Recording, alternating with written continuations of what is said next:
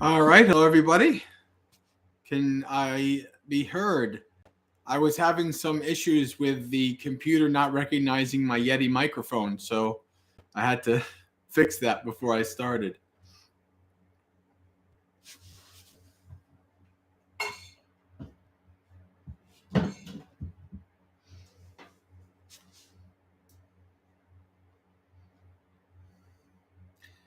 Welcome, KJ, John, Sean,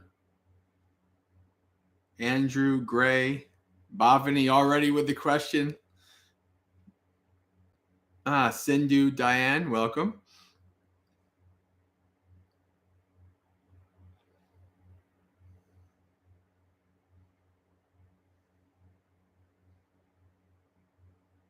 All right, so let's get started with our chanting.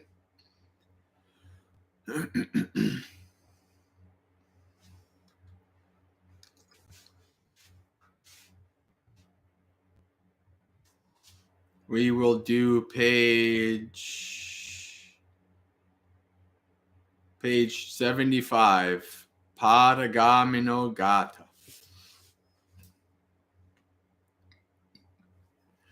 Namo tassa bhagavato arahato samma sambuddhassa. Namo tassa bhagavato arahato samma sambuddhassa. Namo tassa bhagavato arahato samma sambuddhassa. Appakate manusesu ye jana paragamino. Atayang itarapaja tirameva nudhavati ye chako sammadakate dhamme dhammanuvattino te jana paramesed mesanti machudeyang suduttarang kanang dhammang vipaya sukhang bhaveta pandito Okang agamma viveke yattadha duramang tatra bira timicheya hitva kameya kinchano pariyodapeya attanang chittan kale sipandito ye sang sambuddhi angesu sammachittang subhavitang Adhana patinissagge anupadaya tyerata kina sava jutimanto te loke parinibbuta. All right, English. Those who cross over. There are few among humans who go to the further shore. The rest of them run about here on this shore. But those well established in Dhamma, those who practice Dhamma, are among those who will cross over beyond the realm of death so difficult to escape. Abandoning the way of darkness, cultivating the bright, the wise go from home to homelessness, which for others is hard to endure.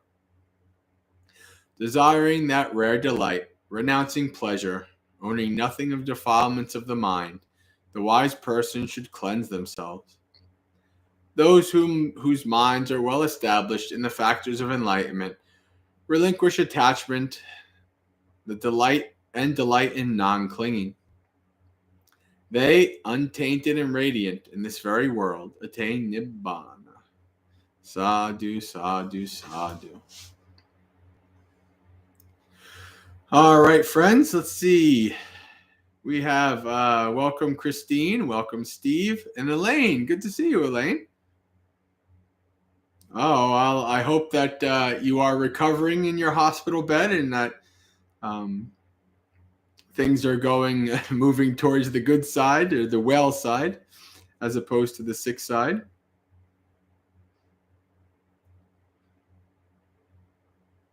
All right. So, friends, we come to another Dhammapalooza, the last Dhammapalooza of February. And welcome to our 2-hour Festival of Dhamma, where we come together as a community, the Maggaseka community and friends, coming together to spend these 2 hours in Dhamma, doing a variety of activities like doing a little bit of chanting. Later, we'll do some meditation. And in between, who knows how it'll work out. Each Dhammapalooza is a little different because I let the community kind of set the guide of how it's going to turn out. Like for instance, last week, for the first time in a while, we had an extreme Q&A session where I was answering questions 20 minutes behind. That's the first time I ever had to deal with that before. That was an interesting experience. And then before that, we read suttas, and there wasn't that many questions. So each time is a little different. And so, to give you a little idea of what we do and how things work, the community is always welcome to talk to each other in the chat, say hello to each other, talk Dhamma with each other, no problem. You guys talking in the chat does not interrupt me. It's not disrespectful to me. That's perfectly fine that you talk with each other in the chat. And for the next couple of minutes, I will keep an eye on the chat so if you have any questions you'd like me to answer, any topics you'd like me to discuss. A lot of times it's just questions. Very few people say, Bhante, what are your thoughts, or clarify X for me? Right? I'm perfectly willing to give little Dhamma talk. Or if there's any topic that you'd like the community to discuss, if you want to get the understanding and wisdom of the broader community, you can bring that up. And so for the next couple of minutes, we'll keep an eye out on the chat and see what goes on.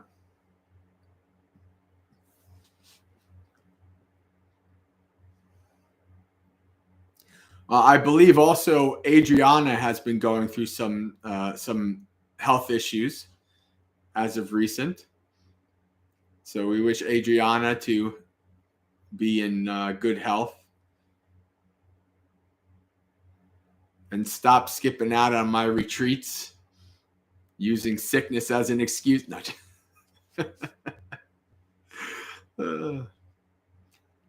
I only do stuff like that to people I know can take it and understand my intentions. All right. And Adriana can take a lot. There's a reason why she's the mother of the Maggaseka Sangha. Yes, Adriana says she's such a slacker. All right. You know who the father of the Maggaseka Sangha is? He's not on here that often. I don't know what he does on Monday nights. But it's Reed. Reed and Adriana, and a woman from Turkey named Shay, who we haven't heard from in a year. Hopefully she's okay. But those three, I called them the three amigos. And then later we added Shab and some other people. But these are, this is the importance of lay people in building community. The Discord and the Maggaseka community would not be what they are now without Reed and Adriana and Shay and Shab.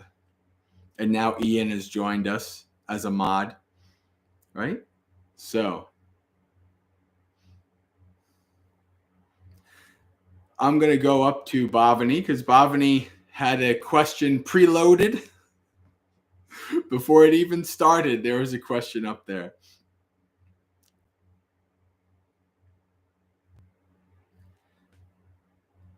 Bhante, while contemplating, I am getting confused that whether my mind is contemplating or proliferating. Please help. Need to understand this. Thank you. It could be doing both.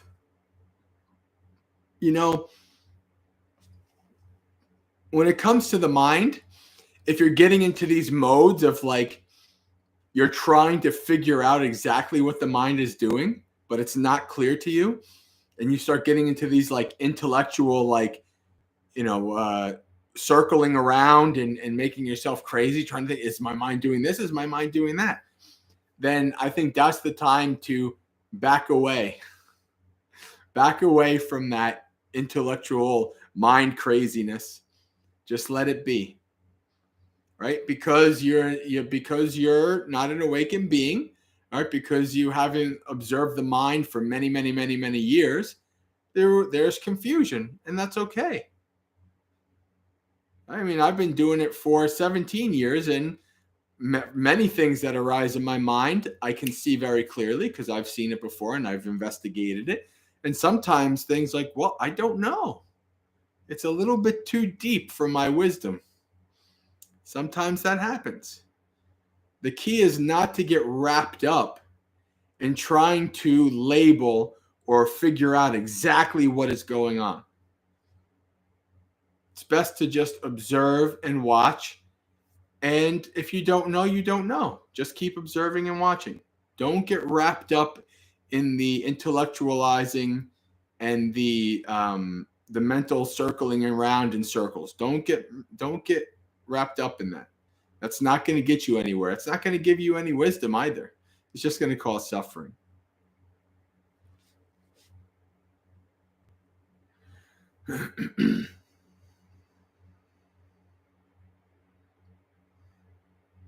All right.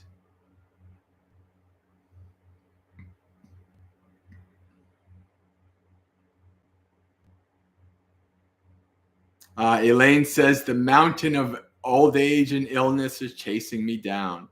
Yes, we just finished the mindfulness of death retreat this weekend, and of course, the simile of the mountains was featured prominently. You can't have a mindfulness of death retreat and not have the simile of the mountains. Well, I mean, I suppose you can, but it just won't be as good. All right. Christine says, can I request the next retreat be on anatta? You know, I don't know if I would do a retreat just on anatta.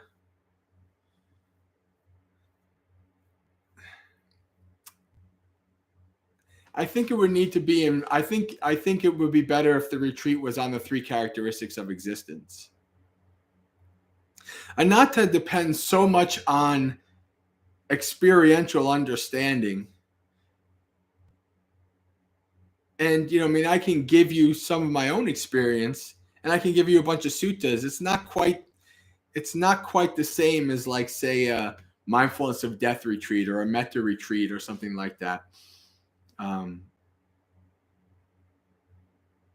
I think it would be, if I did have anatta in a retreat, it would be a 3 characteristics of existence retreat. It wouldn't be just anatta, because the 3 of them they're so intricately connected. They go together.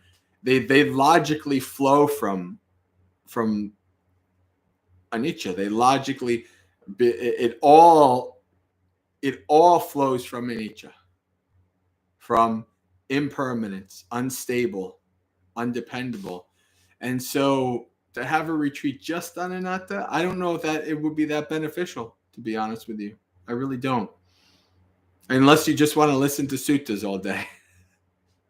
You know, which is not, again, it's good, but you need, anatta is so dependent on experiential understanding, seeing it for yourself, that I don't know.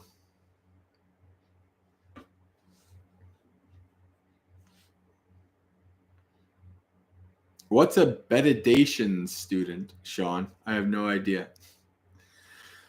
All right. Let's see.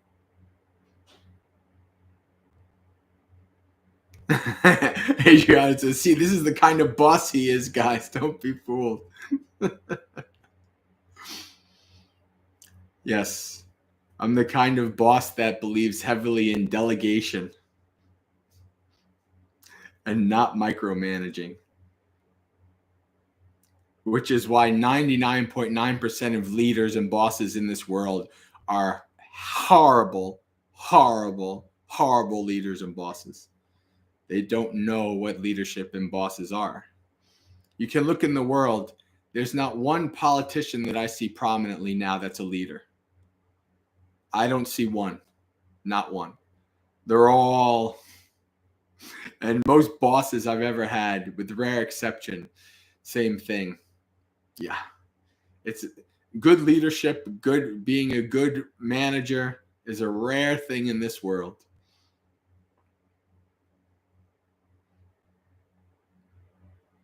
Elaine says, Bhante, how does one purify negative karma?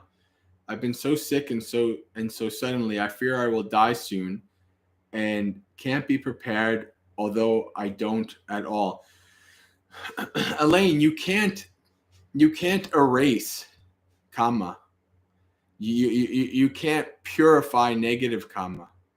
We went over this actually yesterday in Sutta Monday, where the Buddha, it's very clear in the sutta, like, so there was a aristocrat, a childless aristocrat who was really stingy, and he died without any heirs, and didn't spend any of his money on anything good and all these things, and the Buddha explains how he kind of got this. He was rich and he was well known or whatever, but he was also all these other negative things, and the Buddha explains, like, in the past he gave a gift to a Buddha. He gave dana to a Buddha, which was immense good karma.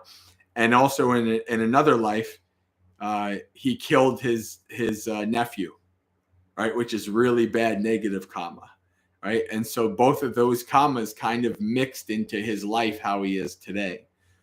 So it's very important that we understand that once your action is done, it's done. There's nothing you can do about your past actions. There is something you can do in your present, though.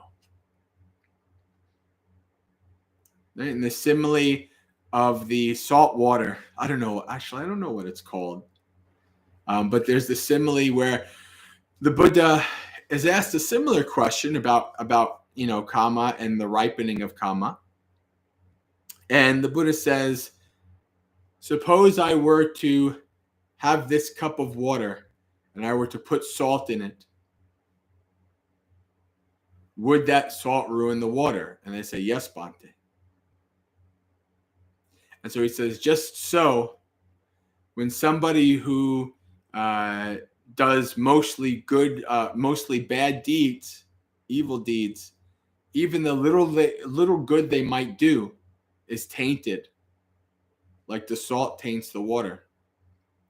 And so then he says, what if I were to put this salt in the Ganges? Would that affect the Ganges? No, Bhante. Why? Because the Ganges is wide and vast.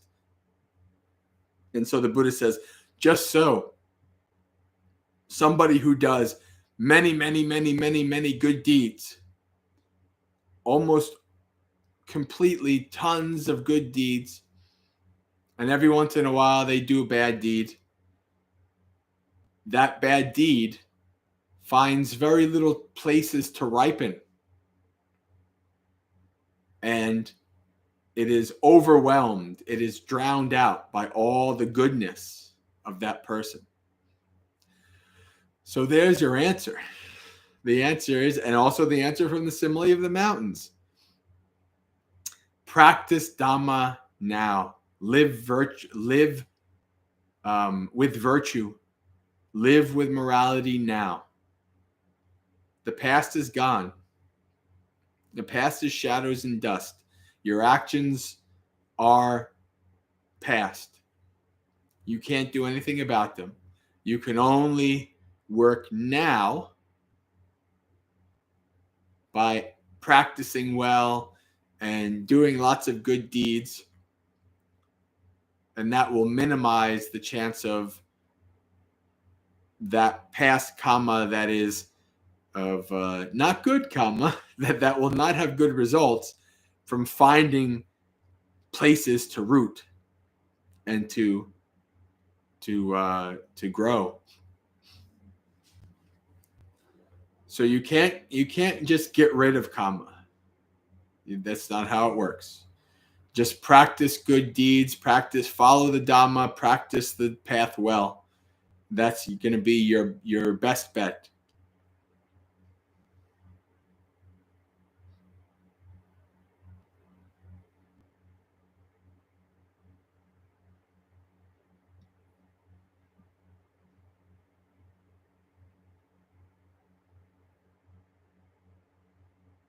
Elaine says Dharma party began early today. Yeah. A lot of people talking to each other even before it started. I think that's probably a good thing. If I remember, I got to do like create the stream beforehand earlier in the day, and that'll allow people to talk and things like that.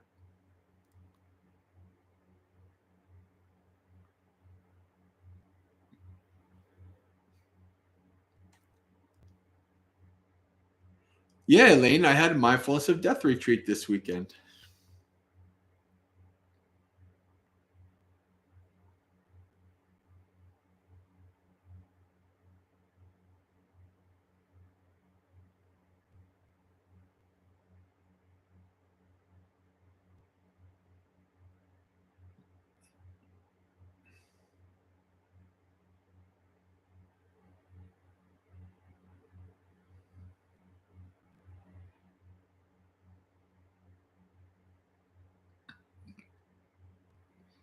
Oh, it's a meditation. But you're meditating in bed. Gotcha.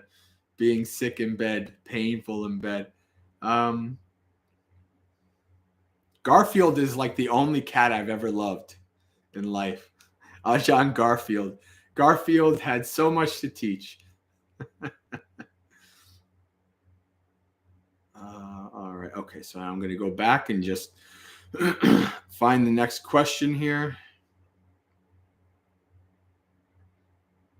Bhante, can you please talk about fear?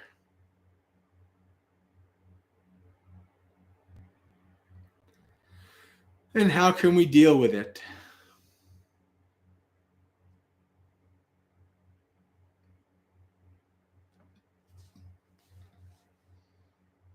So the way that you kind of overcome your fears is by facing them. That's how you do it. You know, in psychology, they have the why am I blanking out? Cognitive behavioral therapy. Right? And they do this thing like if say somebody's like agoraphobic. These are like people who like gradually, slowly become so afraid that they don't even leave their house anymore. They're afraid of everything out in the world. And like the therapist will, you know, say somebody's afraid to go and use an elevator. So the therapist will bring them and say, "Are you okay to go and look at the elevator?" They're like, "Yeah, I think I'm okay." Right? And they look at the elevator. Maybe they start to notice that their anxiety is starting to raise a little bit. And then the therapist says, "Can we take a step towards the elevator?" I'm like, no. I can't take a step towards the elevator. Okay, no problem. We're just going to sit here and look at the elevator. Right? And then next week, can you take the step towards the elevator? Yes, yeah, I can take the step. And they take one step. And the therapist's like, can you take another step? No, I can't take another step. And so you gradually acclimatize so that you can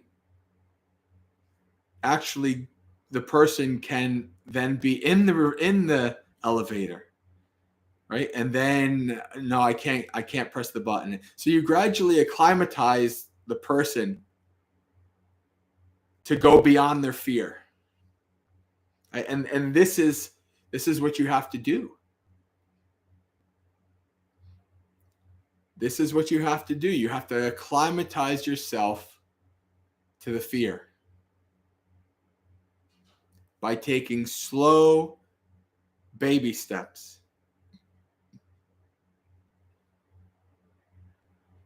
That's so if you want to deal with fear, you have to face it. But you face it almost up to the point where you can't anymore, and you retreat. And it's okay, but you don't quit. You go back again. And you try to stay longer. That's what patient endurance is. Patiently enduring unpleasant fearful things, to patiently endure, to put yourself in a fearful situation and to just be there and observe what's happening in your mind and body, just to watch. And when you can't take it anymore, you go. When I was, most of you know the stories I tell about, gradually acclimatizing myself to being by the fire, or being out in the woods at night, and, getting rid of my tent and getting rid of my gun and all these things, and being out alone in the wide open with Metta as my only guardian. And it was a pretty good guardian because I'm still alive. But then there were other times where when I started going to Bhavana, I found out that there were platforms up top. And I said, okay, I'm going to go up to the platform at night. This was before I lived there. And sometimes I would get to the path going up the platform, and I would feel something that would say, don't go up. And I'd investigate it. It's like, is this fear or is this intuition? And if it was intuition, I'd say, okay, I'm not going to go up. There's something's off tonight. I'm not going to go up. And then I try again the next night, and I'm like, I can go up. And I go up to the platform, and I sit. And then maybe after about 5 minutes,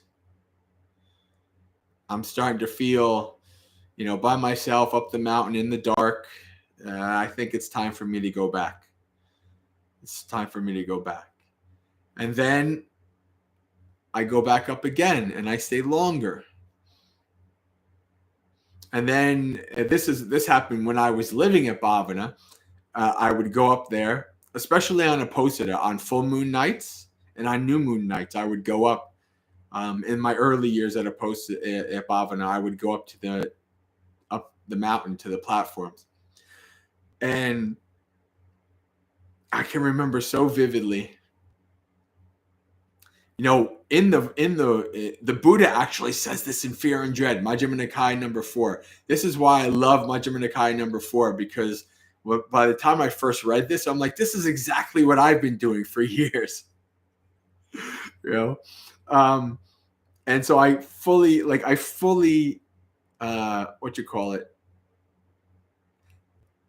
I fully commiserated with the Buddha in that one. It's like, oh yes, this is exactly it. And so in the forest, you hear sounds. And I would hear like rustling, and I'd look, like it sounds like it was like a mountain lion or a bear or something. And I'd turn around and it would be like a squirrel. My fear was amplifying, right?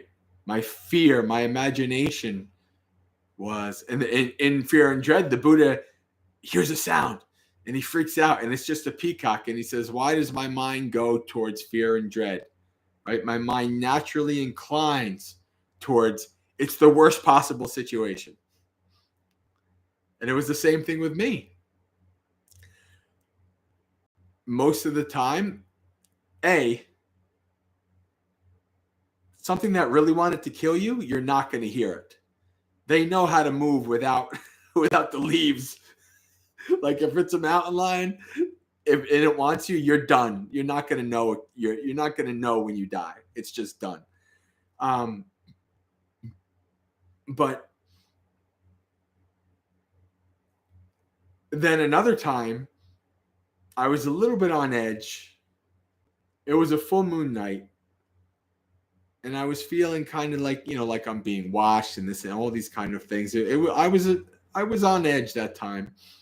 I wasn't too confident, and I heard a noise. I went like this, and I turned around, like really like this, and I scared a deer. Like the deer was just chilling, and I went like this, and then went and it ran away. And I'm like, wait a second. Who's the predator out here? Is it the animals or me? Am I the one provoking the most fear? You know? And so it's a slow, gradual process of acclimatizing yourself to the fear. Whatever fears you the most, start acclimatizing yourself to it. Start getting involved with.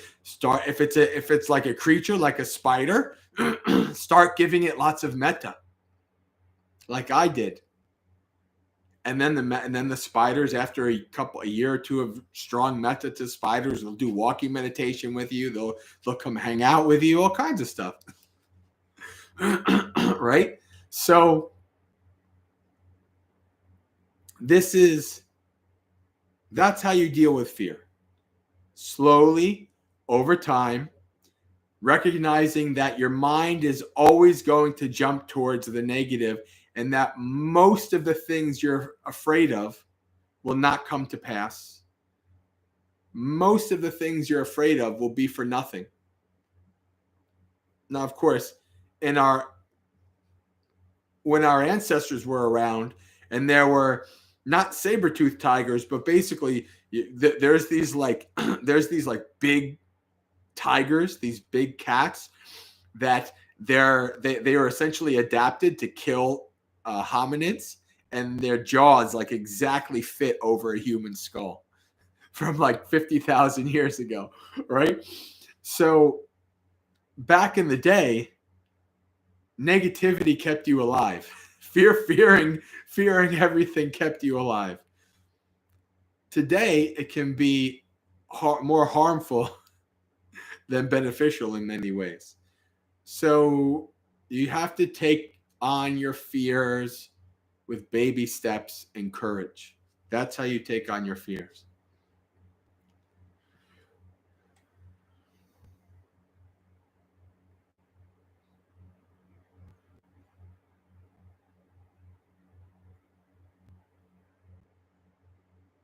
In terms of retreats, maybe one of the 3 characteristics, my thoughts for the next retreats that I do, which I don't know when they'll be, but my thoughts, I was thinking about doing a retreat on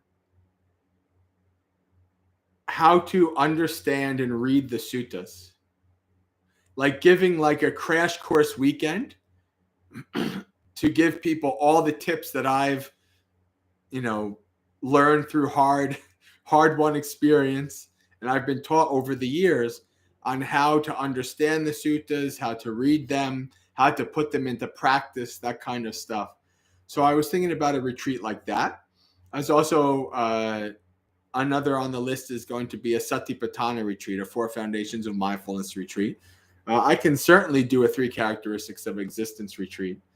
Lots of topics. I've done retreats on every major Buddhist topic, and also a bunch of the minor ones. So there's lots of topics I can give retreats on.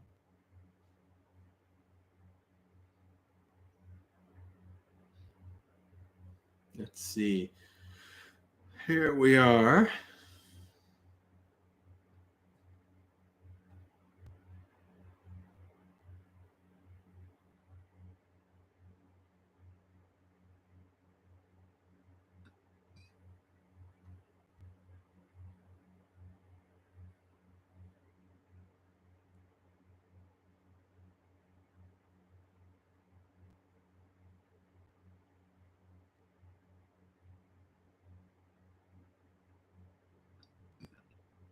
Steve, I did record all of the Dhamma talks and the guided meditations for the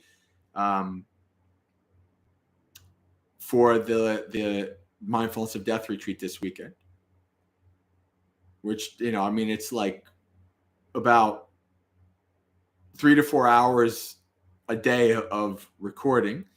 They're unlisted. I don't know if I want to make them. I figured out after the first session that there's a way to spotlight me on Zoom so that you don't see everybody. But Zoom is one of those things where, because you're, I think most people wouldn't mind if people can see themselves on Zoom, but some people might. I don't know. So I'm going back and forth as to whether I make them public or not. They would definitely, I think, be beneficial for more people. And normally it wouldn't matter, because during, if I'm at a physical place or retreat and I'm recording something, it's just showing me. But because it's on Zoom, even though I'm pinpointed, there's still like the little screens up top that show people. And so I don't know yet about doing that. I'll have to think about it.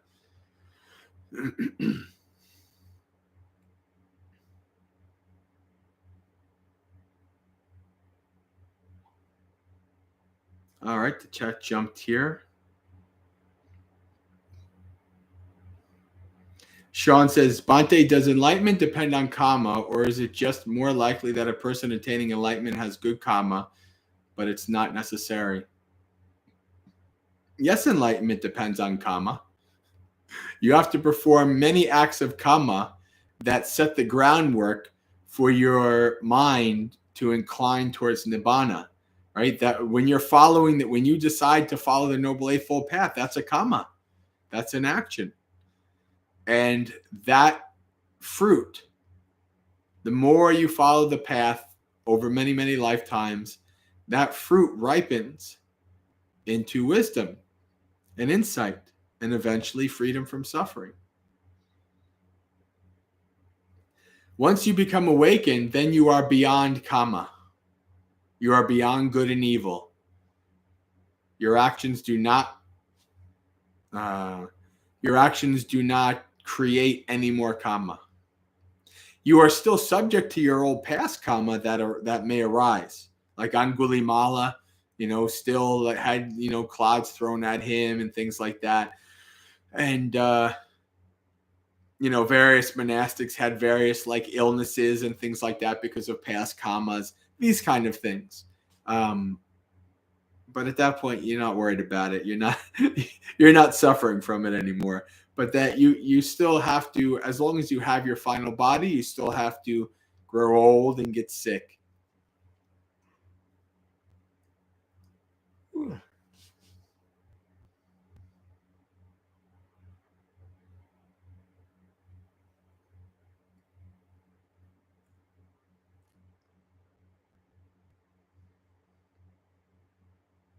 Jim says, Elaine, it might help to think of sickness as karma purifying now by way of fruition. I don't, that kind of like, oh, this bad thing is happening, this is purifying my karma. It's possible, but when you're in a couple suttas, and maybe if this is something you guys want me to talk in a future Dhammapalooza, I can do this. I can't remember them off the top of my head. But in a couple suttas, the Buddha explains, so because he's asked, is everything that happens to you due to karma, due to your the ripening of past action? And he says, no. He says, sometimes a stomach ache is a stomach ache. Right? And he gives a list of things like this can just happen. Now, karma might be there also because there's some people in some traditions, they'll say absolutely everything that happens to you is due to karma. In the suttas, in the early text, this is not the case. This is not right view in terms of the suttas. So in the suttas, it's quite clear that it's not just your karma. Sometimes bad stuff just happens, right? Isn't that a very famous, sometimes bad things happen to good people, right? It may have a little bit to do with your karma. It may not. This falls under, when the Buddha in suttas where the Buddha talks about people who are, they ask them, he talks about people like they ask you, how was I in the past? Was I in the past? Will I be in the future? How will I be in the future? Like he does not suggest or encourage these kind of thinking, these thoughts about like, oh, how was I in the past? Is what happening now due to past karma? There's no real utility to that thinking. There's no real use to that thinking. It is due to causes and conditions. This thing has arisen. Due to causes and conditions, it will cease. Same thing with you. You arose due to causes and conditions, and you'll cease due to causes and conditions. So while you're able to, you learn Dhamma, you practice Dhamma. That's the best thing you can do.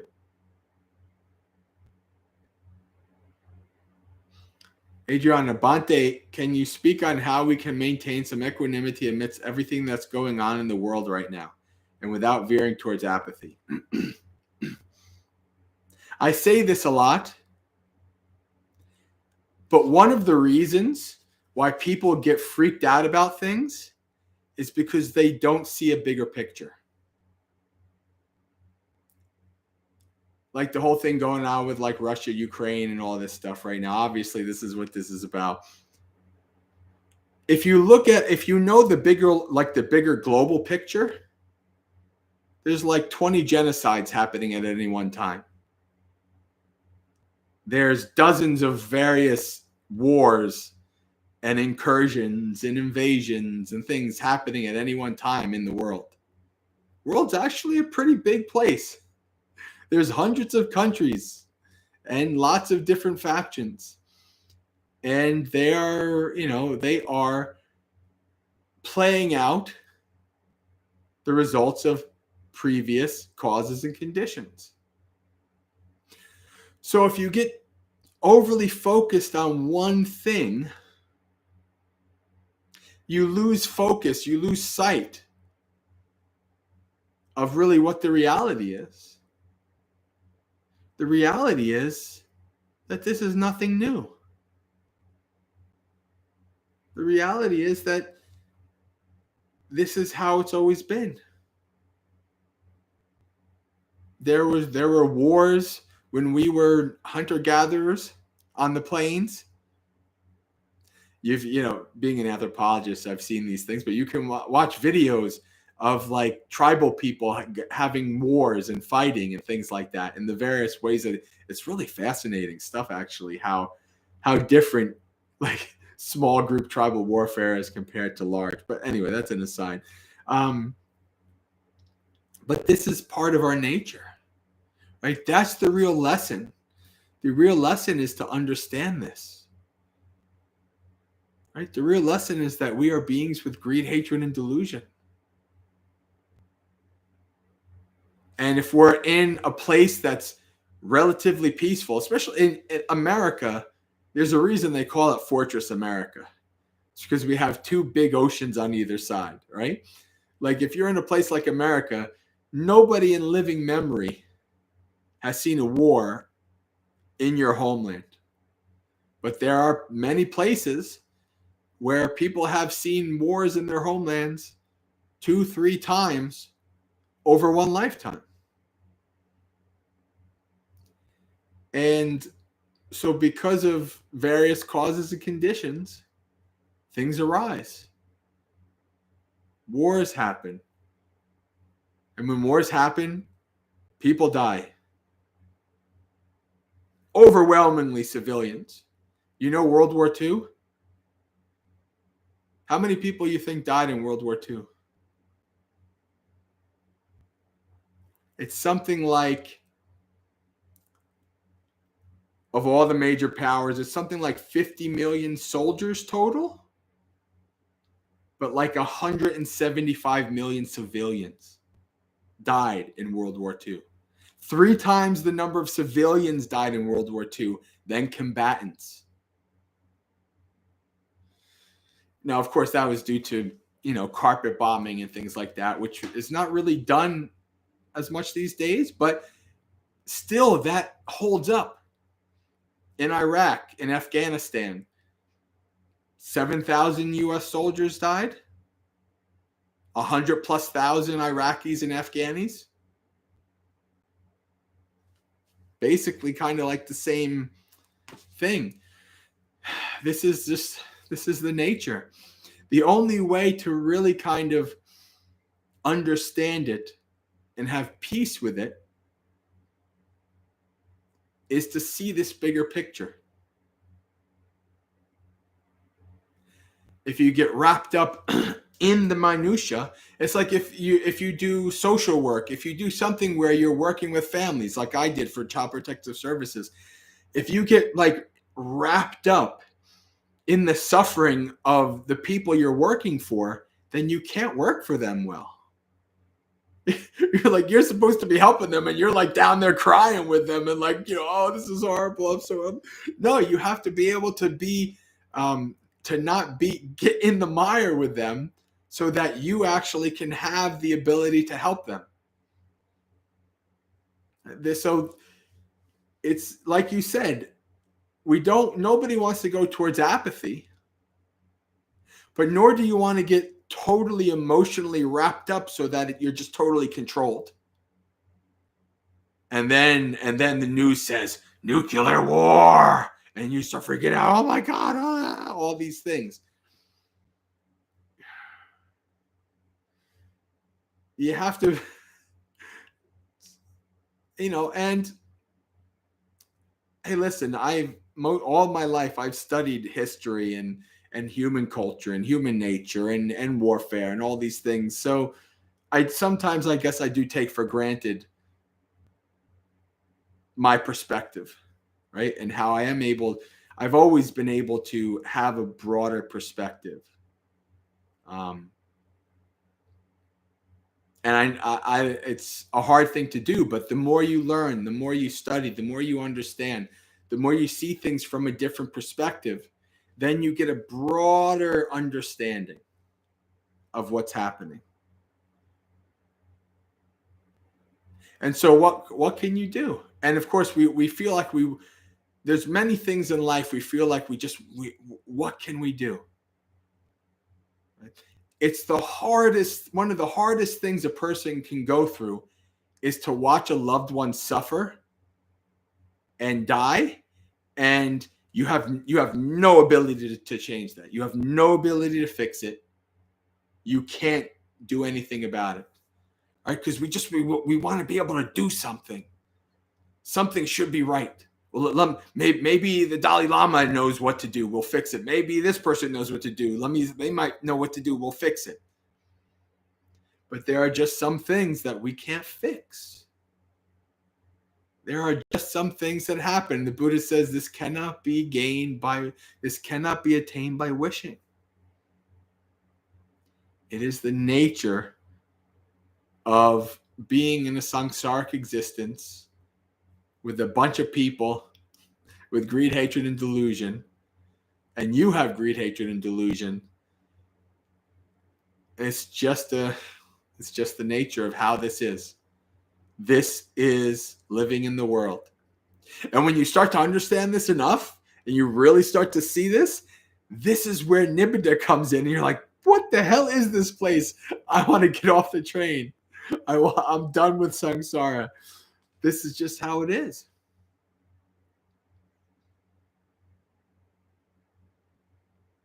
And the people who often, it's the people who want to bring about some kind of positive utopia in the world, end up killing the most people and trying to get it done.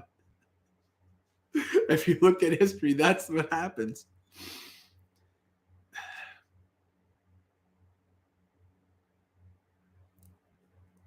Sometimes you just have to be able to know what good you can do. And oftentimes that's only within your family, your friends, and your local town, your local, village. Things happening on the other side of the world, things happening between governments and leagues of governments and things like that. Sometimes you just have no ability to change anything like that. You're just swept up in it. It is what it is. And so no matter what situation you're in, simile of the mountain is perfect. Simile of the mountain. The mountains are closing in. The enemy army is closing in. Death is closing in. Aging is, sickness is closing in. Having to watch a whole night of horrible TV shows is closing in. Whatever it is. What can you do? Live virtuously, practice Dhamma. That's the answer. That's the answer to everything. Live virtuously, practice Dhamma. I think that's enough of a rant.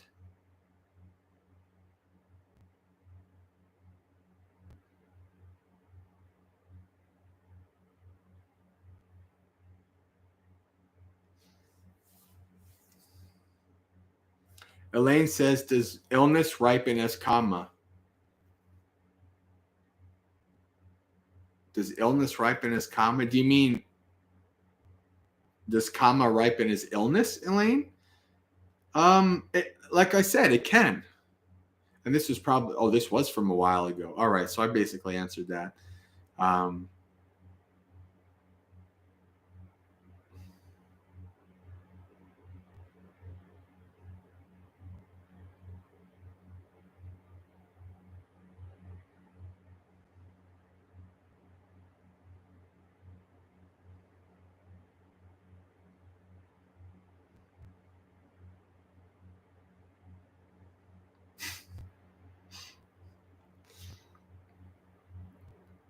Well, Douse says anthropologists be like, oh, war. Yeah, there's tons of wars everywhere.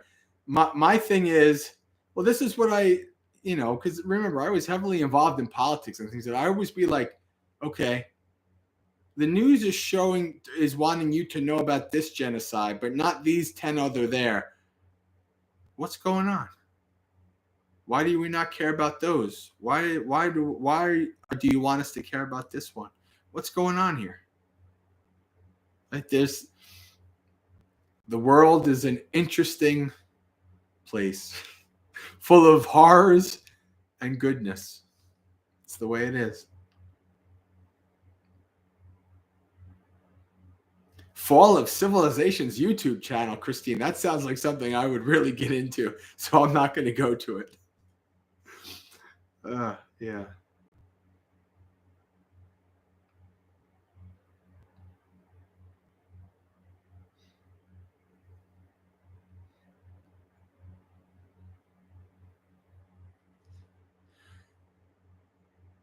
I mean, just a line of thought arises in me. Like, I know a lot of people are like sending money to support fighters in Ukraine and things like that. And my thought would be, I wouldn't do that as a Buddhist.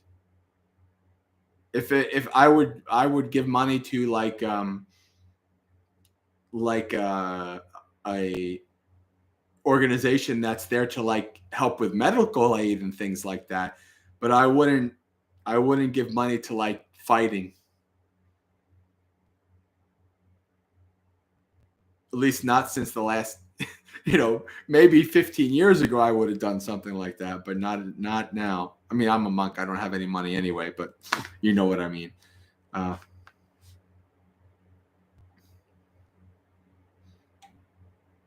All right.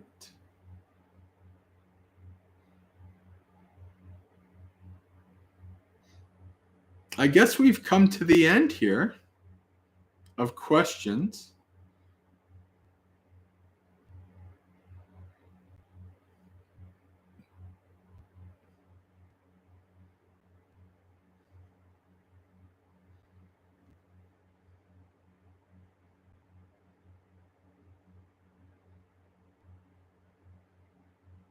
But no, apathy and despair are never good.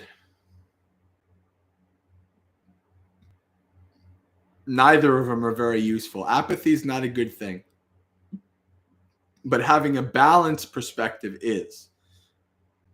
That's the important thing, having a balanced perspective. And both the broader picture and the smaller picture are important.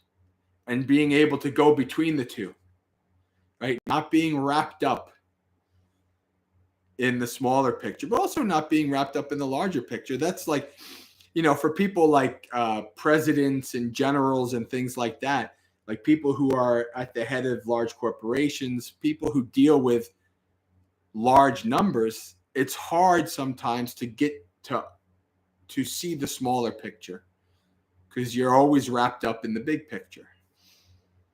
And the people on the ground, it's hard to, they're wrapped up in the little picture so much, it's hard to see the big picture. It's really important to be able to see both in any activity, any situation that you're in. To be able to see both is very important. All right, so I think we've come to the end of questions. Let's read a sutta.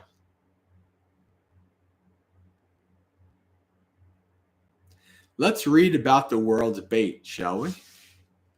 Actually, you know what? Nah, we'll read about the world's bait in a bit. How about let's read about Kalyanamitta. This is a shorter sutta.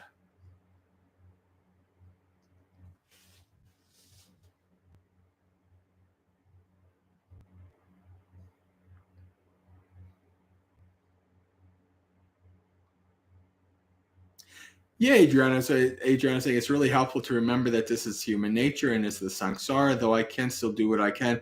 Now, so for instance, because when things change a little bit, like so for instance, like the person who's in Ukraine right now, who's part of our community, then that actually is something that we can do something about to help this individual person, right? Because we know this person. So we have the ability to impact at least a small portion of the ground view, but we probably don't have any ability to do anything about the larger view because there's many, many forces at play. It's the way it is. Sometimes it's important to keep an eye out for opportunities in life. And when you're mindful and aware, opportunities just pop out. You just see them pop out. It's the way it is. Like, opportunities to do something good, opportunities to be mindful, opportunities to be skillful. They pop out when you're mindful. You don't see them when you're not mindful. They just pass on by like a shadow, unseen.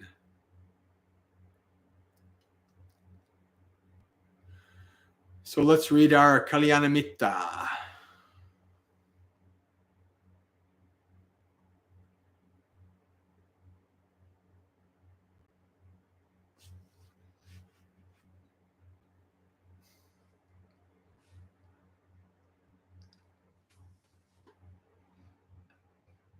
This is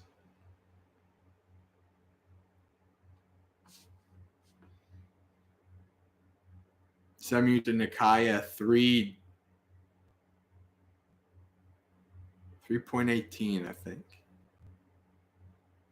All right. Good friends. Kalyanamitta. Kalyana means a person. It's more than just like, oh, this is a close person, a close friend. It is specifically about a person who is a virtuous good friend. Right? The Kalyana is a virtuous good friend. Some people translate this as a spiritual friend. This is not what this should mean. So like, my only Kalyanamitas are my fellow Buddhist practitioners. No. That's not what this means. This means being close to people who are good, virtuous people who encourage you to do good. And they also do good. So you can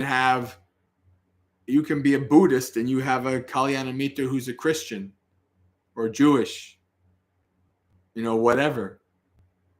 But they encourage you down your path. They encourage you to do good.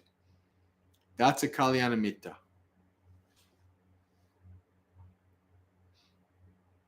Now, of course, it's also good to have lots of Kalyanamittas who are following the same path as you are.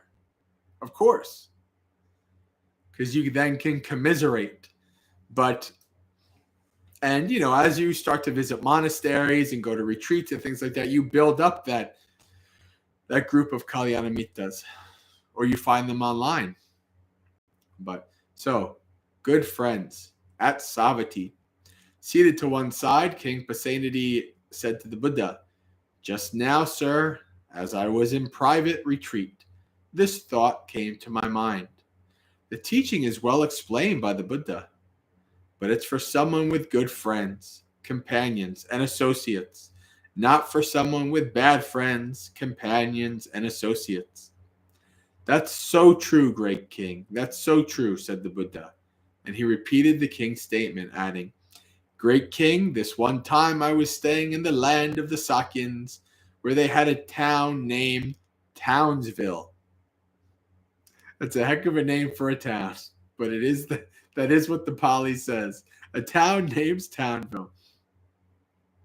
Then the mendicant Ananda came to me, bowed, and sat down to one side and said, "Sir, good friends, companions, and associates are half the spiritual life."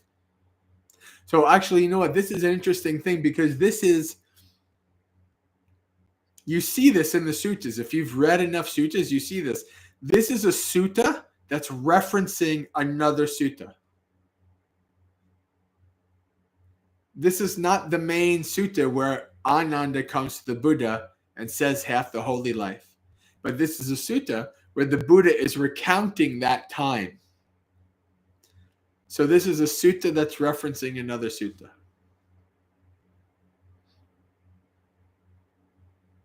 So he says, "Sir, good friends, companions, and associates are half the spiritual life." When he had spoken, I said to him, "No, Ananda. Not so, Ananda. Good friends, companions, and associates are the whole of the spiritual life. A mendicant with good friends, companions, and associates can expect to develop and cultivate the Noble Eightfold Path. Why? Because you're all doing the path together. You're all supporting each other on the path.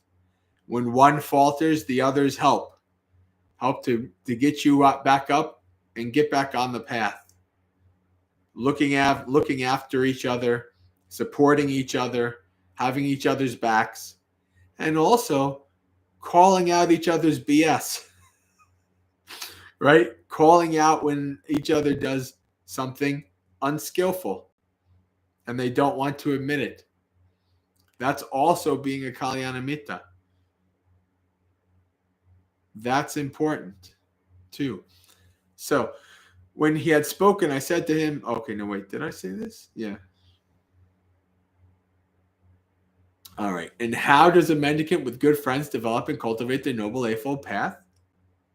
It's when a mendicant develops right view, right thought, right speech, right action, right livelihood, right effort, right mindfulness, and right immersion, which rely on seclusion, fading away in cessation, and ripen as letting go. That's how a mendicant with good friends develops and cultivates the Noble Eightfold Path. And here's another way to understand how good friends are the whole of the holy life. For by relying on me as a good friend, so the Buddha, sentient beings who are liable to rebirth, old age, and death, to sorrow, lamentation, pain, sadness, and distress, are freed from all of these things. This is another way to understand how good friends are the whole of the spiritual life. So, great king, you should train this. I will have good friends, companions, and associates. That is how you should train. The Buddha is telling you should train in developing good friendships. You should train in developing a group of Kalyanamittas. It is something that you actively engage in and to try to build. That's not something that just automatically happens. When you have good friends, companions, and associates, you should live supported by one thing: diligence and skillful qualities. When you're diligent, supported by diligence, your ladies of the harem, aristocrat vassals, troops, and people of the town and country will think, the king lives diligently, supported by diligence. We'd better live diligently, supported by diligence. So here it is, right? You are a role model, and the others say, oh, all right, he's doing well. He's practicing well. We're going to also practice well. And likewise, you see other people, oh, they're practicing well. I should also practice well. Let's practice well together. When you're diligent, supported by diligence, then not only you yourself, but your ladies of the harem and your treasury and storehouse will be guarded and protected. That is what the Buddha said. For one who desires a continuous flow of exceptional wealth, the astute praise diligence in making merit. Being diligent, an astute person secures both benefits: the benefit in this life and in lives to come. A wise one, comprehending the meaning, is said to be astute.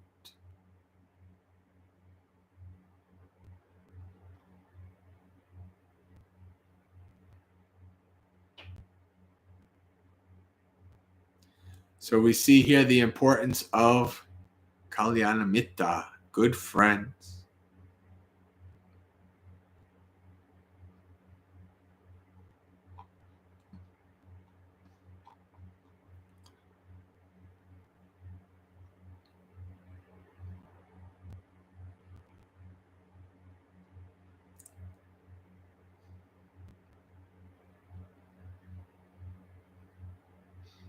Just checking the chat.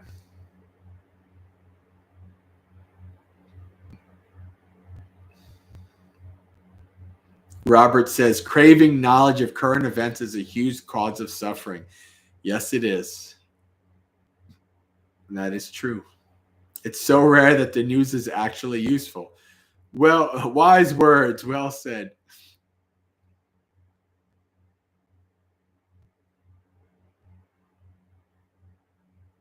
Doubt says, so a good company, not pleasant but virtuous. Yes, like a good company of heroes. A company of Dhamma practitioners. We few, we band of brothers and sisters. We happy few, as I think that's Shakespeare.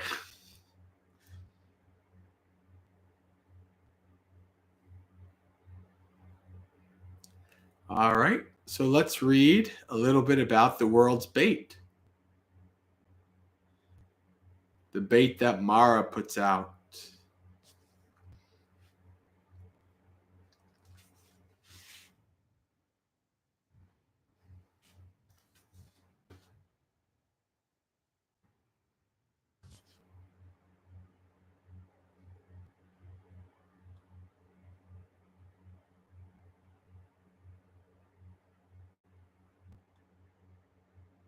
Father. Now this is Bhante Sujato translates it as father. Bhikkhu Bodhi translates it as bait.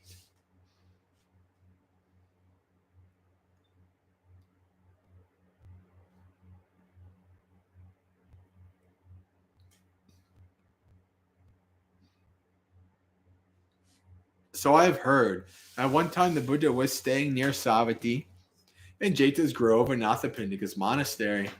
There the Buddha addressed the mendicants. Mendicants, venerable sir, they replied. The Buddha said this: mendicants, a trapper doesn't cast bait for deer, thinking, may the deer enjoying this bait be healthy and in good condition. May they live long and prosper. You can tell somebody is a Trekkie.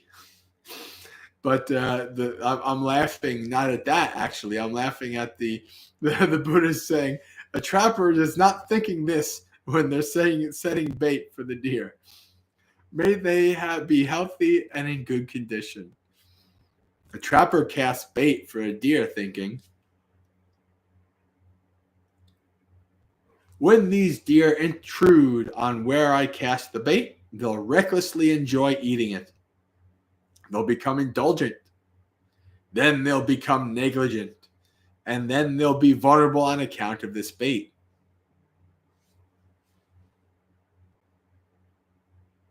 And indeed, the first herd of deer intruded on where the trapper cast the bait and recklessly enjoyed eating it. They became indulgent, and then they became negligent, and then they were vulnerable to the trapper on account of this bait. And that's how the first herd of deer failed to get free from the trapper's power. So then a second herd of deer thought up a plan. So now you're thinking, well, maybe we're starting to get devious. Let's have our cake and eat it too. The first herd of deer became indulgent and failed to get free of the trapper's power. Why don't we avoid eating the bait altogether? Avoiding dangerous food, we can venture deep into a wilderness region and live there. And that's just what they did.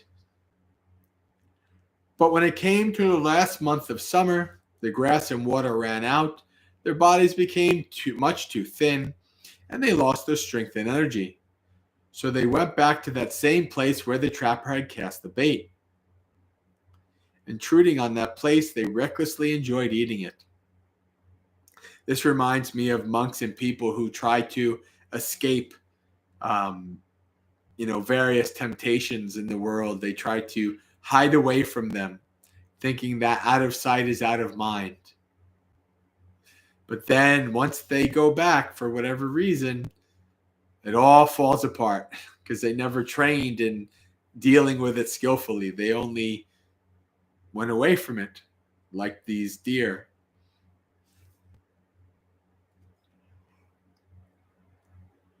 So they went back to that same place where the trapper had cast the bait. Intruding on that place, they recklessly enjoyed eating it. And that's how the second herd failed to get free from the trapper's power.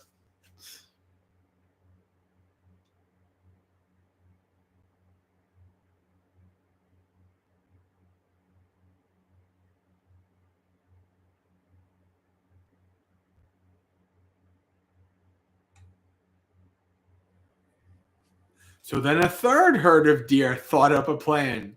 The second herds of deer failed to get free from the trapper's power. Why don't we set up our lair close by the place where the trapper has cast the bait? Then we can intrude on it and enjoy eating without being reckless. We won't become indulgent. Then we won't become negligent. And then we won't be vulnerable to the trapper on account of that bait. And that's just what they did. So the trapper and his companions thought, wow, this third herd of deer is sneaky and devious. They must be some kind of unnatural spirits with psychic power. For they eat the bait we've cast without us knowing how they come and go. Why don't we surround the bait on all sides by staking out high nets? Hopefully we might get to see their lair, where they go to hide out. And that's just what they did. And they saw where the third herd of deer had their lair, where they went to hide out. And that's how the third herd of deer failed to get free of the trapper's power. This is how you try to be sneaky with Mara, try to avoid Mara. But in the end, Mara gets you. So then a fourth herd of deer thought up a plan. The first, the second, and the third herd of deer failed to get free of the trapper's power. Why don't we set up our lair somewhere that the trapper and his companions can't go? Then we can intrude on where the trapper has cast the bait and enjoy eating it without being reckless. We won't become indulgent, Then we won't become negligent, and then we won't be vulnerable to the trapper on account of the bait. And that's just what they did. So the trapper and his companions thought, wow, this fourth herd of deer is so sneaky and devious. They must be some kind of unnatural spirits with psychic power, for they eat the bait we've cast without us knowing how they come and go. Why don't we surround the bait on all sides by staking out high nets? Hopefully we might get to see their lair and where they hide out. And that's just what they did. But they couldn't see where the fourth herd of deer had their lair, where they went to hide out. So the trapper and his companions thought, if we disturb this fourth herd of deer, they'll disturb others, who in turn will disturb even more. Then all of the deer will be free from this bait we've cast. Why don't we just keep an eye on that fourth herd? And that's just what they did. And that's how the fourth herd of deer got free from the trapper's power. I've made up this simile to make a point, and this is what it means. Bait is the term for the 5 kinds of sensual stimulation. So when we've been reading Samyutta Nikaya in Sutta Monday, and the Buddha says, drop the world's bait and seek for peace, that's what he's talking about here. He's talking about the 5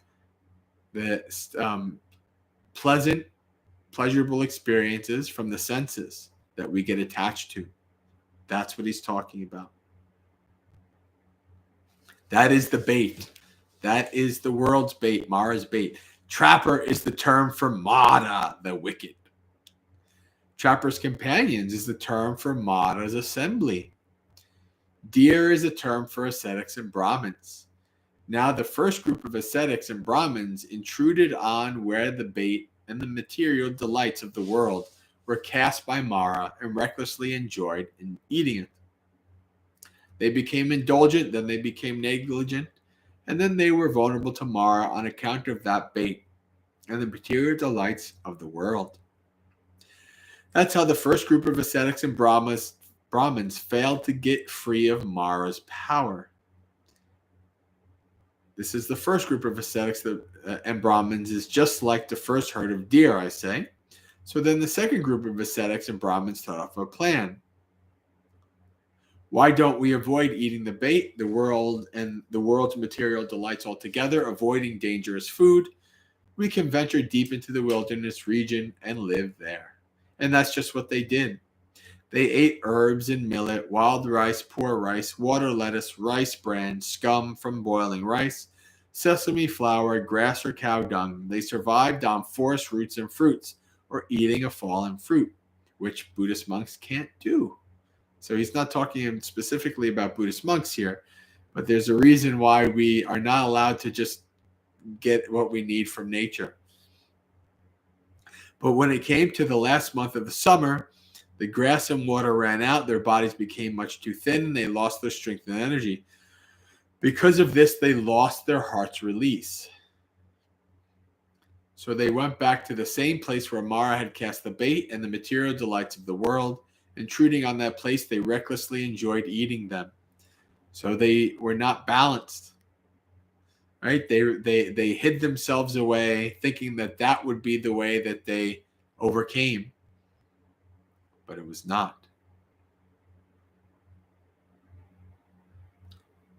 And that's how the second group of ascetics and Brahmins failed to be free from Mara's power. This second group of ascetics is just like the second herd. So then the third group of ascetics and Brahmins thought up a plan. The second group of ascetics failed to get free of Mara's power. Why don't we set up our lair close by to the place where Mara has cast the bait and those material delights of the world? Then we can intrude on it and enjoy eating without being reckless. We won't become indulgent. Then we won't become negligent. And then we won't be vulnerable to Mara on account of the bait. And that's just what they did. Still, they have such views as these. The cosmos is eternal. The cosmos is not eternal. The world is finite. The world is infinite. The soul and the body are the same. The soul and the body are different things. Or that after death, a realized one exists or does not exist, or both exists and does not exist, or neither exists and does not exist. And that's how the third group of ascetics and Brahmins failed to get free of Mara's power. So they were doing pretty good with the restraint of the sensual restraint of the senses, but they got tripped up in what? The intellectualizing, the thinking about all of these different views. They got tripped up in views, and that's how Mara got them.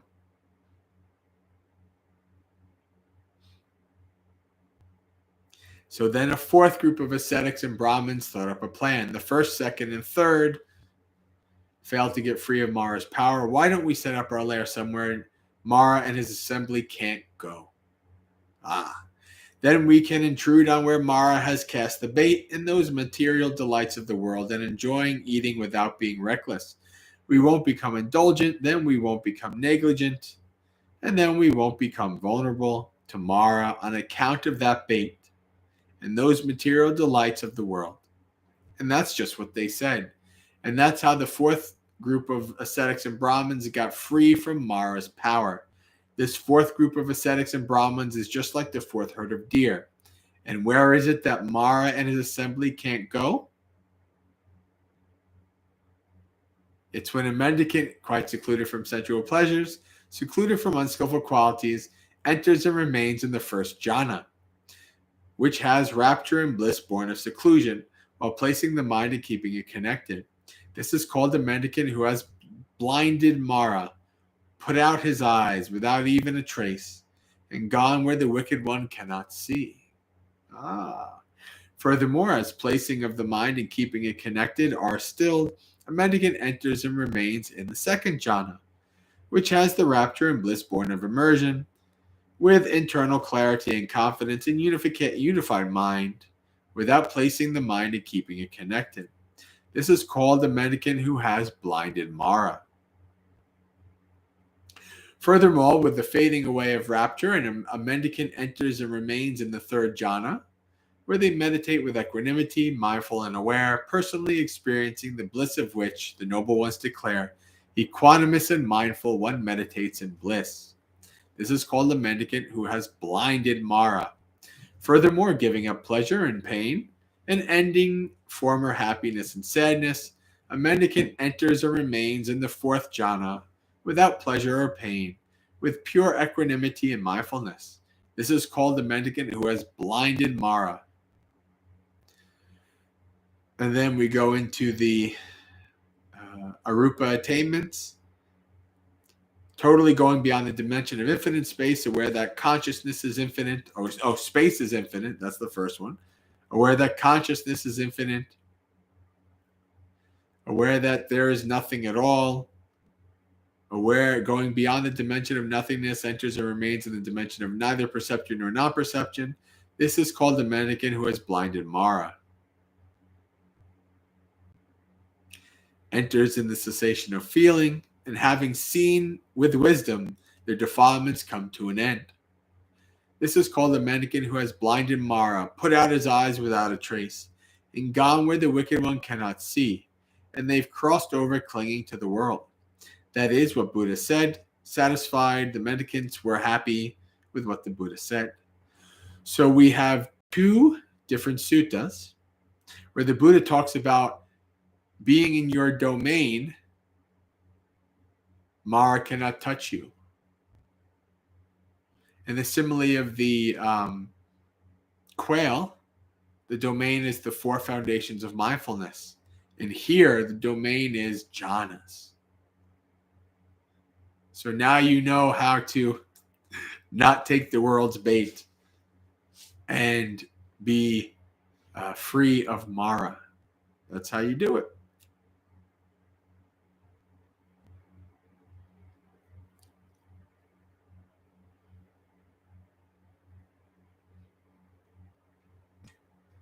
All right. So, friends, Satipatthana, Jhana, and Sangha. Yeah. That's good. Very good, Douse. Okay, friends. So we have our 35 minutes left. So let's do our guided meditation. And then we will do our closing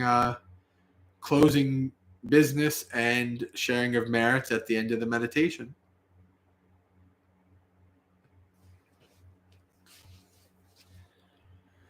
So set up your body in a stable and comfortable position.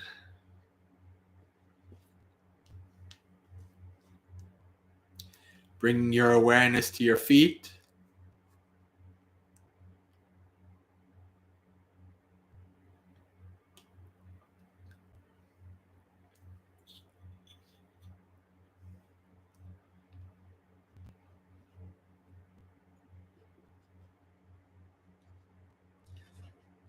We're going to slowly, for a couple of minutes, scan through the body from the feet up to the head, checking that our posture is stable and comfortable. As you go through each body part, try to put your awareness on whatever sensations and feeling arise at that part of the body that may be pointing you towards an imbalance in the posture or a small discomfort or pain. Now is the time to move around and adjust your posture so that you can minimize pain and moving around later.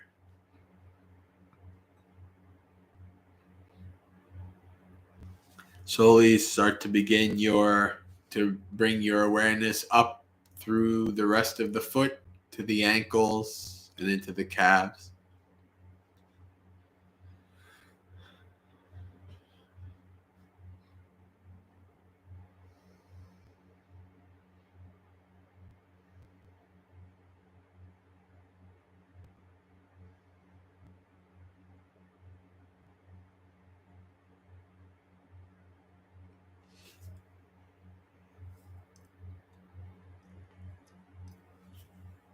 If you're having trouble connecting with a sensation in a part of the body as you're scanning through, you can prompt yourself by asking, what do I see? What do I feel?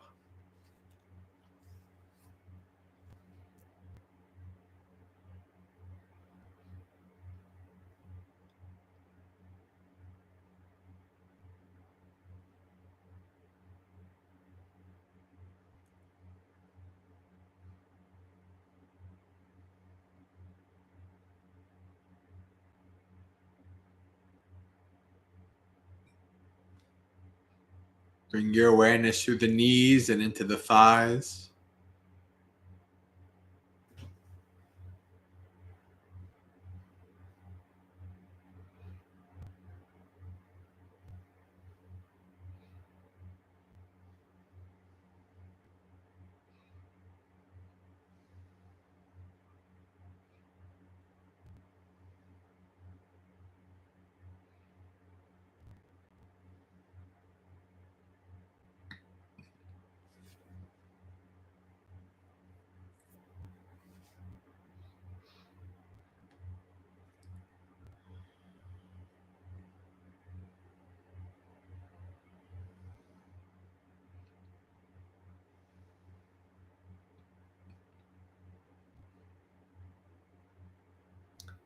Up to the hips and pelvis.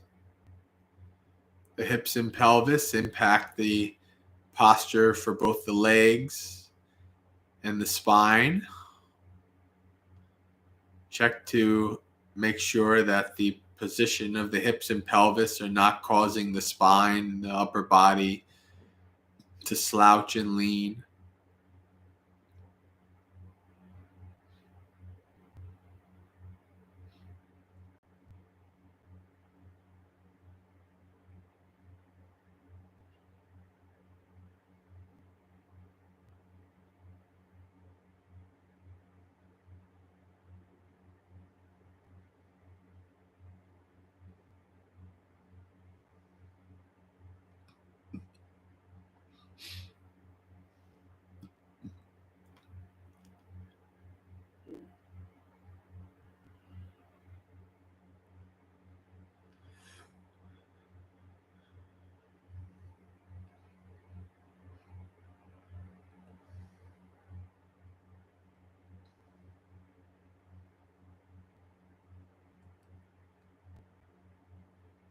When you're ready, bring your awareness up through the abs, up the spine to the chest.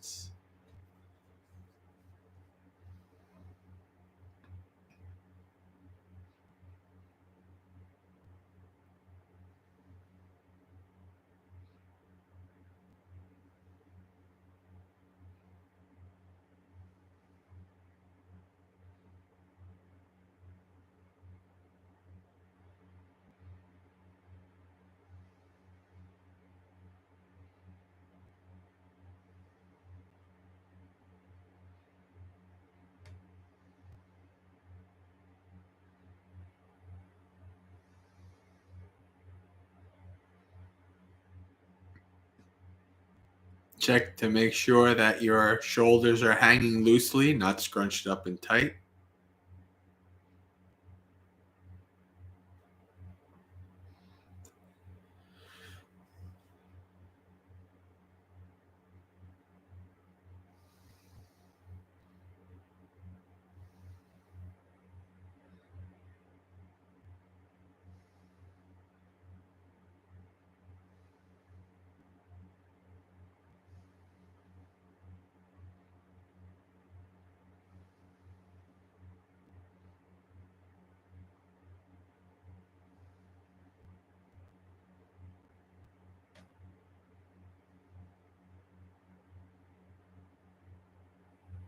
Bring your awareness down through the elbows and hands. The position of the elbows and hands has an impact on your posture as well. Check to make sure that their position supports a good, stable, comfortable posture.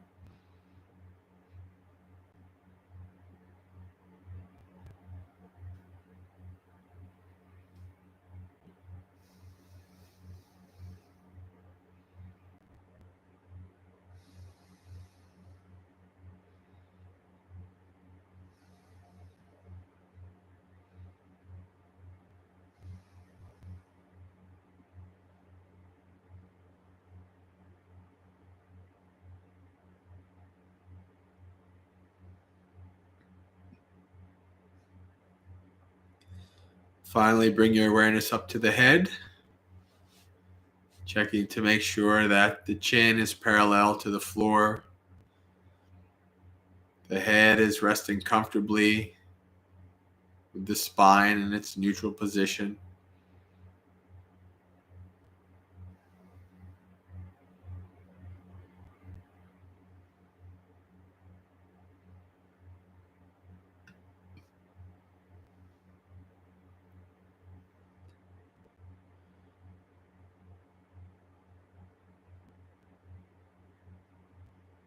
And when you're ready, let the body go and take 3 deep breaths.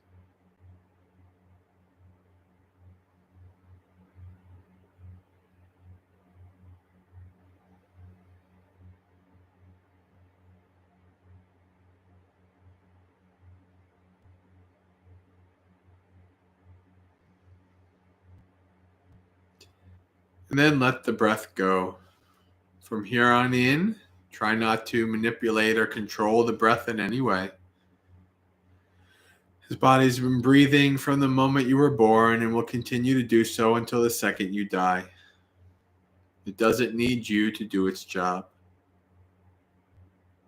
Your job is to simply observe and investigate, to be with the breath as the body breathes in and breathes out.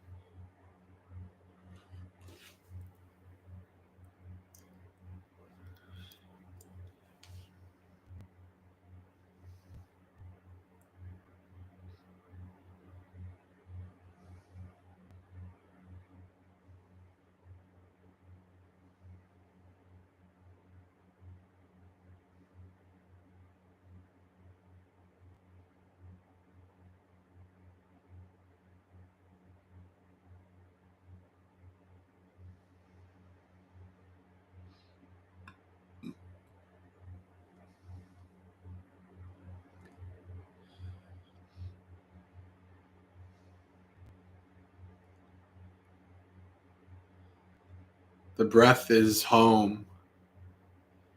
It's always there waiting for you.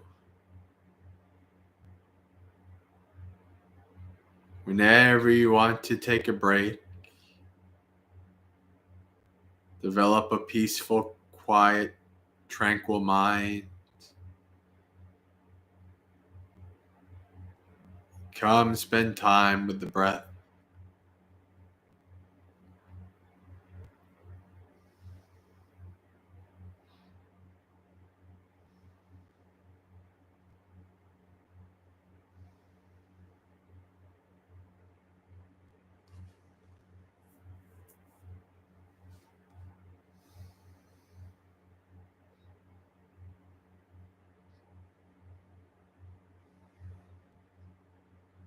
As you're following the breath, your mind will become distracted and bored.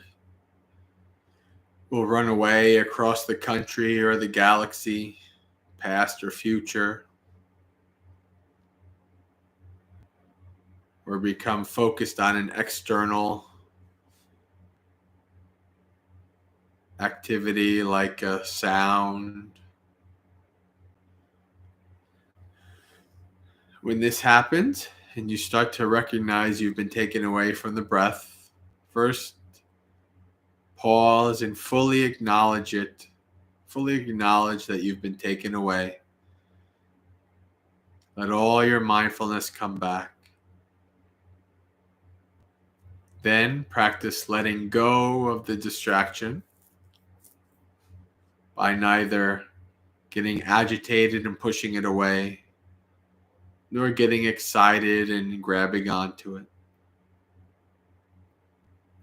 Simply let it be. Don't give it any energy. Don't try to grab it.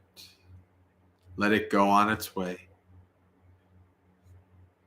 And then return to the breath.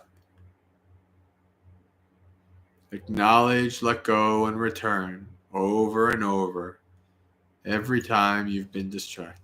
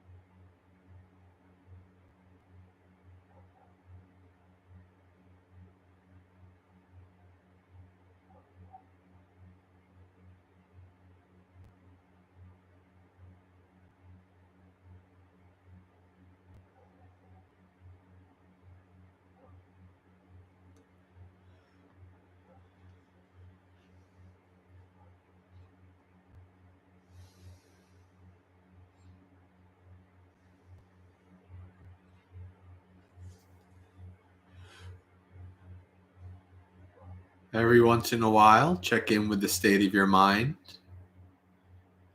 Is your mind becoming more tranquil and peaceful or not? If it is, you may begin to notice further, more subtle characteristics of the breath. Sometimes the breath is long and deep, sometimes short and shallow. Start to observe and investigate how the breath is changing with each cycle.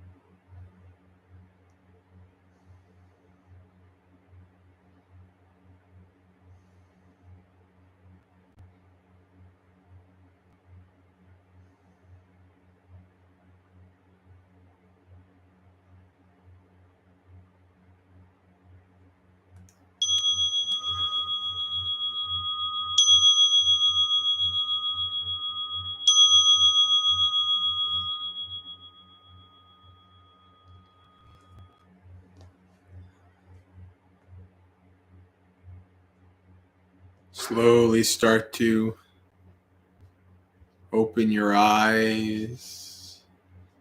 Become more aware and present in the room that you're in.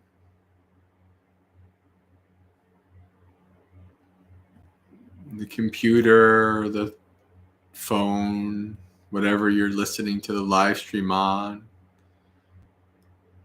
Greg, are you still here?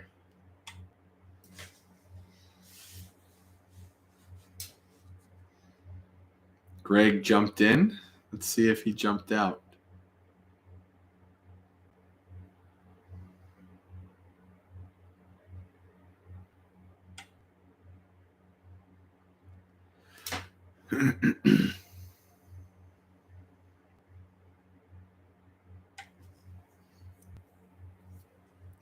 I guess Greg jumped out.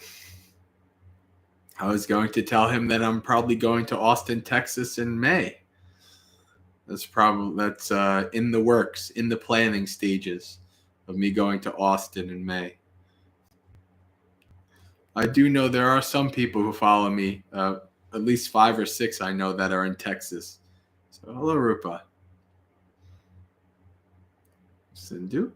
So I'm going to be going to the big sky country. No, is that Texas? I think that's it. I don't know.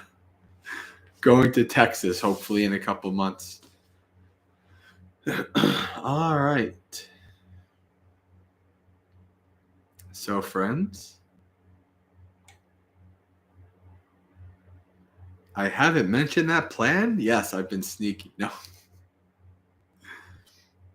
I thought I mentioned it briefly on the Discord. Anyway, friends. So, yeah, Big Sky. Well, I've always wanted to go to Montana. I'm waiting. I'm waiting. One of these days, maybe there's a group in Montana that'll invite me to come and visit and share Dhamma. Yeah. Okay. So let's do our sharing of merits. Actually, no, I think we do the business and then we do the sharing of merits. So, friends, just to give you guys some links if you haven't already, website is maggaseka.org in the chat. If you'd like to be notified when there's live streams and events and writings and things like that, you can go there and you can, on the right, you can click on subscribe. You can also click subscribe and the bell and all that jazz here on the YouTube so that you can get notifications whenever I go live and when I have events, when I upload videos. Monday nights at this time is Dhammapalooza, 8 to 10 p.m. Wednesdays, I upload a video, Ask a Bhante. So people ask questions and then I answer them on a question per week on a video. So if you'd like to suggest questions for me to ask, to answer, then you can send those to me. What else? Yes, if you'd like to join our community, if learning and practicing via the early text, the suttas, is something that interests you, then you can, Adriana has put the email in the chat, maggaseka@gmail.com. You can ask for an invite and join us on the Discord.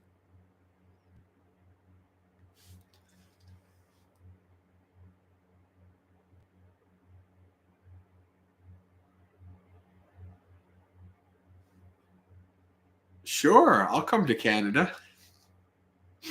I'll go where anybody invites me. I'm probably going to be going to Sri Lanka maybe sometime this summer for a couple weeks. Possibly Italy. We'll see. And I've been supposed to have been going to Australia since 2020. So I'm starting, as things are opening up a bit. For just a brief second, there was 11 subscribers and 11 likes. 11. But as things are opening up now, travel begins again.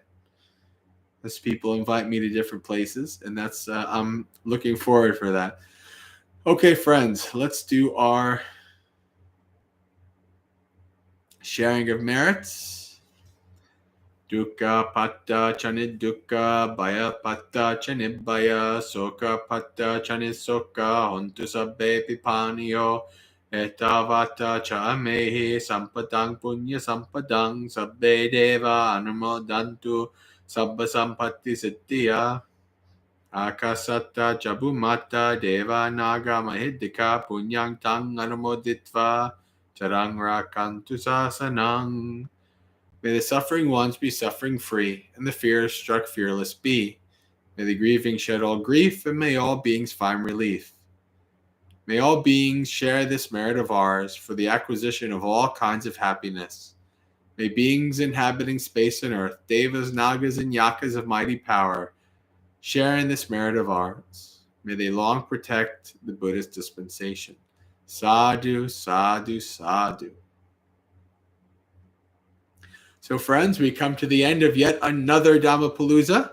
One thing I didn't mention is every Monday through Friday morning, 8 a.m., we have morning monastery experience. It's a half hour of do some chanting and some giving a Dhamma thought of the day for you to start your day with Dhamma. So you're welcome to join us there Monday through Friday, 8 a.m. And that's that. All right, everybody. Until next time, Sukhi Hotu, may you be happy, practice well and be well. May you have a spiritually successful and peaceful week.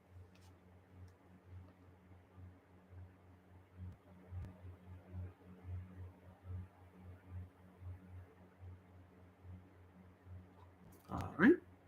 Good night.